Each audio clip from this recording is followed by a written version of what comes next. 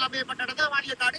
இந்த மாளிகைக்காடுல இஸ்லாமிய சகோதரர்கள் இறந்தவர்களை தாக்கும் இடம், அதாவது ஜனசான்னு சொல்வாங்க. அந்த இஸ்லாமிய முறையில அந்த மொழியில சொல்ல போனா ஜனசானுவாங்க.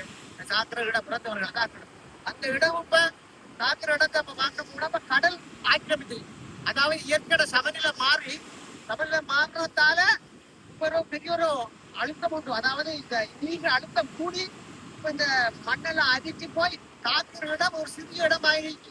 அது மாத்திரமில்ல, ஜனசாக்கள் இடமில் தான் இந்த ஜனசாக்கள் காட்ட இடங்கள் அதெல்லாம் தண்ணியோட கணக்க ஜனசாக்கள் போயிட்டு அது சம்பந்தமாக அந்த ஊர் மக்கள் கடும் வேதனையாகவும் பெரிய புலம்பலுமாகவே இருக்கிறாங்க. அது சம்பந்தமாக இந்த பள்ளிவாசல் நிர்வாகத்தினரையும் இந்த ஊர் சம்பந்த சார்பாக இது சம்பந்தமா விரிவான விளக்கத்தை கொஞ்சம் கேட்போம். ஐயா வணக்கம். வணக்கம் ஐயா. இப்ப இது எத்தனை ஜனசாக்கள் கடல்ல போய் நிர்வாகி கிட்டத்தட்ட சுமார் 2020 ஆண்டு கணக்கெடுக்கலாம். இந்திய காலத்துல இருந்து இந்த கடல் வந்து பண்ணுது. இந்த இருக்கிற நிலத்தை கூட ஒரு 60 வருஷம் வந்து கடலுக்குள்ள இருக்கு.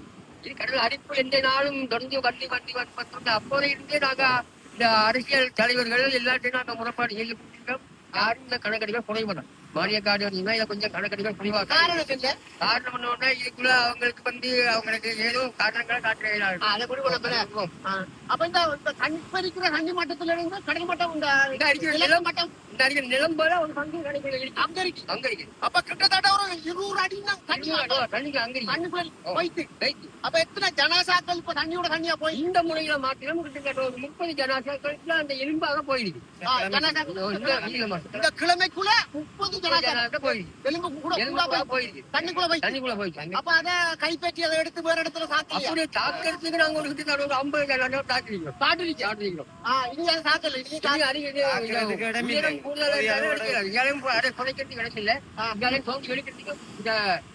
உயரமா மண் அடிப்புகள் ஏற்பட்டதுனால நின்று எடுக்கல.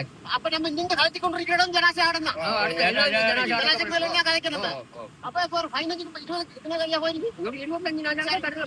இனிமேல் போகாம தடுக்கக்கூடிய வாய்ப்பு இருக்கா? இனிமேல் போகாம தடுக்கிறேன்னு சொன்னா இதுக்கு தண்ணி போட்டு மூடி எல்லாம் செய்யணும். இது கடைசியா போகணும் கூடாது. ஜனசா இப்ப தண்ணியா போனப்ப கடைசியா நேர்த்தி போட்டு 3 ஜனாசா நாங்க ஒடியால புதைச்சிருக்கோம்.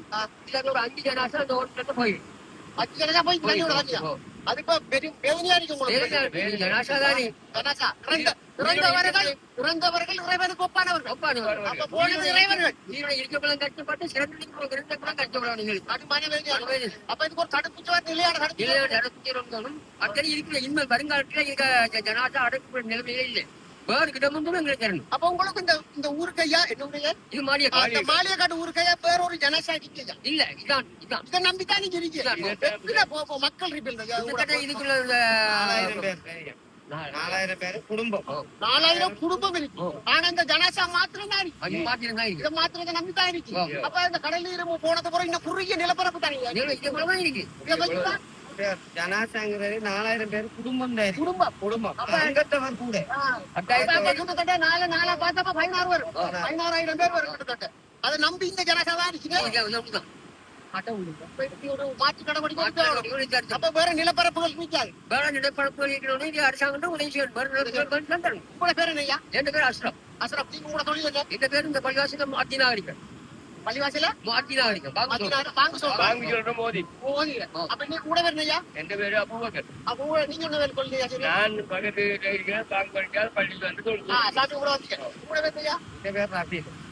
என்ன சொல்லிட்டே? நான் கடத்தொழில். ஐயா உங்களோட வரணையா? என் பேர் அபூபக்கர். நான் இப்ப பென்ஷன்ல இருந்துகிட்டு பள்ளிவாசல் தொடர்பேன். இந்த சம்பவங்கள் பெரிய மனவேதனை கடும் வேதனையா இருக்குது. எங்க சொந்தக்காரங்க எங்க சாய்தா பண்ணுவாங்க. சொந்தக்காரங்க போயிட்டாங்க. இந்த ஜனசா போனது கூட சமூக மாத்திரம் மட்டுமல்ல, அனைத்து ஒட்டுமொத்த அனைவருக்கும் இறந்தவர்கள் இறைவனுக்கு ஒப்பானவர்கள். என் அன்புக்குரிய மக்களே, இது இயற்கையை அடத்த இயற்கை சமநிலை மாறுறதால இந்த கடல் அரிப்பு மண்ணரிப்பு வந்திருக்கேன்னு நம்ம கடந்து போக கூடாது. இது காலப்போக்குல நாடு ஊராக மாறக்கூடிய வாய்ப்பு இருக்கு. நம்ம கூட சாஞ்சமரம் மாளிகைக்காடு மதுரை இதுகளுக்குள்ளதான் வருது, நம்ம பக்கம் வருது என்று நம்ம இதை அசால்ட்டா கடந்து போக கூடாது. எனவே இதுக்கு ஒரு நிலையான தடுப்பூசி வரை நம்ம ஏற்படுத்தணுங்க. பக்கத்துல ஆலயம் இருக்கு, பக்கத்துல இந்து கோவில் இருக்கு. ஜனசா இதுல போடுறது இதுல போடுறது எந்த போடுறது இல்லையா சொல்லுங்க. சவுண்டா கதைங்க கேட்கறது சார். இந்த 65 மீட்டர் ஒதுக்கிருக்கா சார். இதனால இந்த ஜனாசா போய்கொண்டு இருக்கு. எங்களுக்கு இப்ப இது இந்த மையவாடி ஒரு புரோசனம் இல்லாம ஆயிக்கொண்டிருக்கிற இந்த வேலையில இந்த 65க்கு இருக்கிற எல்லாருக்கும் ஊடு கொடுத்துட்டா. எல்லாருக்கும் எல்லா சவம் அங்கு ஊடு கொடுத்து எல்லாரும் திரும்ப ஆட்சி செய்யறார். அதுல சொல்லாங்க நீங்க சம்பந்தமா சம்பந்தமான சொல்லாங்க. சம்பந்தமாக 65க்குள்ள இருக்கிற கட்ட இடங்களை எங்களுக்கு பெற்று தரணும். ஜனாசா நாங்க அடக்குறது.